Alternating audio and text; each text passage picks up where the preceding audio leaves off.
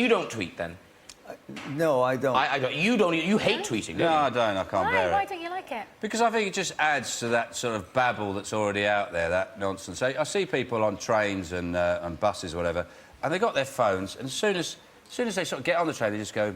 They look out the window and go, oh, I don't like it. Thoughts are coming in, and they're just like... and they're just reading the nonsense. I mean, I'm not going to give you a hard time, Katherine, you're delightful. But some of the other... It just adds to that whole nonsense out there. And it's like, it seems to me like, can nobody just shut up for 5 minutes? It's like all these celebrities going, I'm in the bath...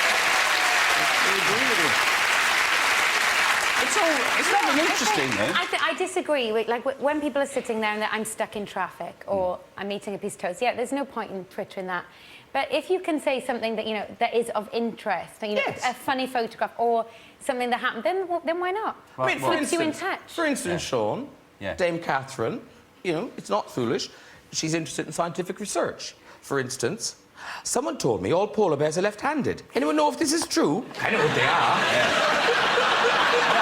I did hear that, and I did want to know if that was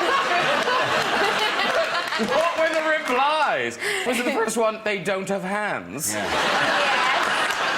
But you get all the sort of scientific ones and the people coming back telling you, yeah, Katherine, they have paws. But then you also have people saying, oh, I'd like to know that as well. What's the answer? I just think, you know, even when they're on their own, people shut up. And all that, it's a very macho, all the followers thing. People talk about how many followers they've got. They've got like 500,000 followers, 600,000. You think Jesus had followers? Jesus had followers. And, you know, maybe that's why he said so much. Because if you've got followers, every time Jesus turned around, there was 5,000 people going...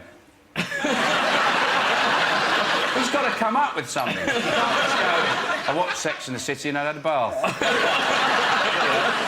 I think it just adds to the general sort of babble that's out there. Dude, I'm so depressed. We'll beg to differ. We'll beg to differ. You want to see the whole show, Barry?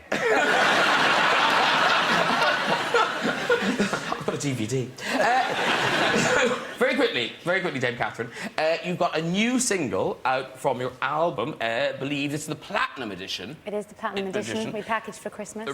She's no fool. And this is the single which is out now called Tell Me I'm Not Dreaming. Yes, it is. All right, let's have a little taste via an audiovisual medium.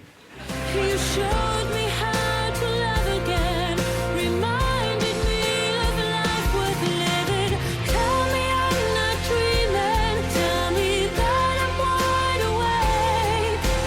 Tell me that this feeling will never go away. Tell me that you're here with me, and here with me you'll stay. Give me something to believe in. Tell me I'm not dreaming.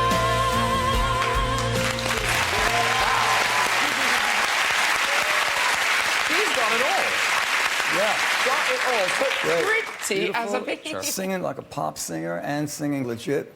She's got it all. Beautiful really young does. girl. Yeah, What you a stick with career. Barry. Sean Locke has just finished a tour as well. Lockopedia, which is kind of random. The Lockopedia bit is where you can answer any question. Well, yeah, but obviously I can't. But, it's a nice idea. It's a stand-up show, and then in it, I do this thing called Audience Battleships, where I shout out a row and a seat number, and who's ever in it has to shout out a letter and a word, and I have to do something on it. So, you know, sometimes it's quite hard, because people shout out tea and titanium. I haven't got a lot of stuff on alloys. I don't know how they do this. I don't know how you do what you do, standing up in front of the brick wall. You know, we see it on TV all the time. These guys and these women doing their act. Don't you think it's without a band, without underscore music, without anything, just naked doing comedy? It sounds impossible. Naked in a... And you especially, it's even tougher if you've seen my act. I don't make it easy for myself.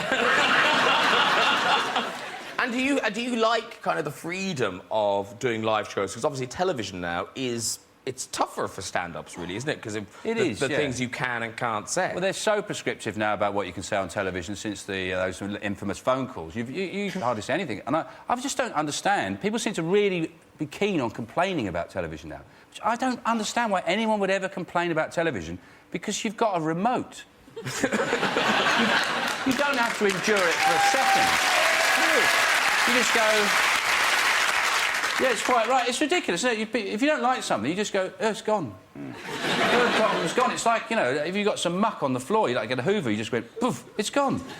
It's like Still It Bang. Poof, and it's gone.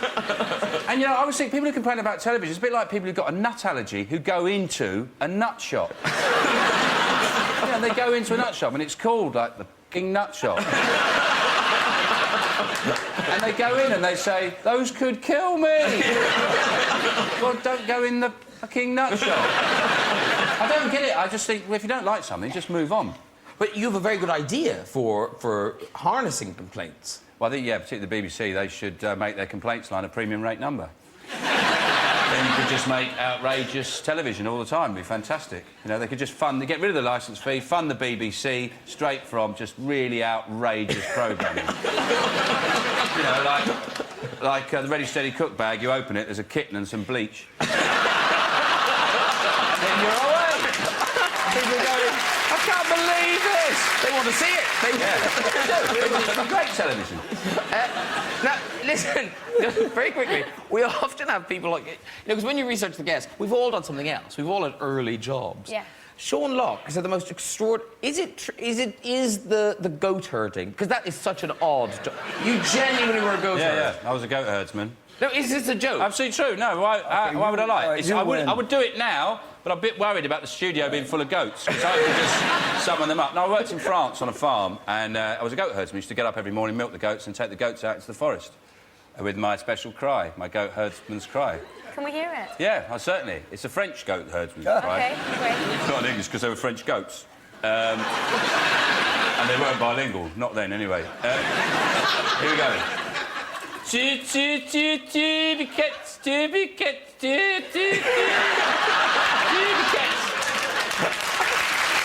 good. I know. You should put that to music.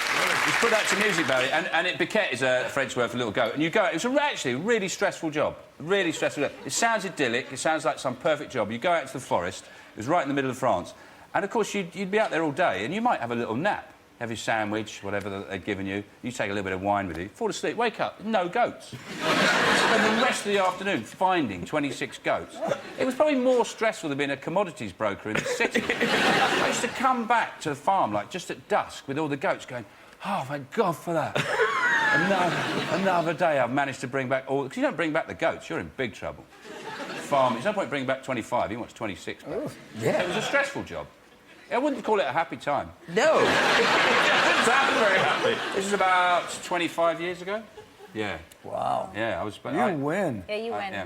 We've all done crazy jobs, but you win. I've got others, but...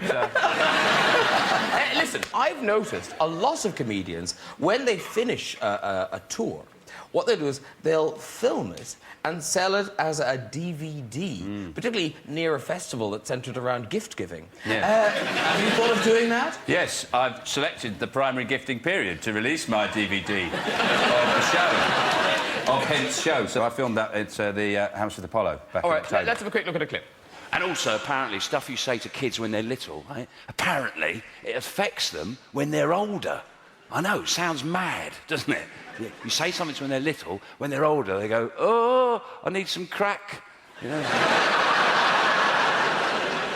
I don't know who came up with that crackpot idea. Like, rains on Wednesday, don't get wet till Friday. Bonkers, isn't it? You know? There's all kinds of things.